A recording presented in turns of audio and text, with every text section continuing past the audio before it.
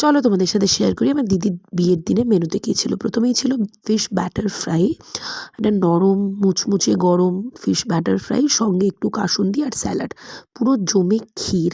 Fish batter ফ্রাইটা এতটাই ভালো ছিল, বাইরেটা ক্রিস্পি ভেতরটায় ততটাই নরম। আমি কিন্তু দুটো নিয়ে নিয়েছিলাম। ফিশ ব্যাটার ফ্রাইটা অসম্ভব ভালো খেতে ছিল। আর এই কাসুন্দিতে ডুবিয়ে যে এক একটা কামড় মারছিলাম, এখানে আমি ডেক্সটারকে বলছিলাম আমার ভিডিও না নিতে। তারপরে ছিল শীতের রাতে গরম গরম কড়াইশুঁটির কচুরি আর স্টাফ আলুর দম।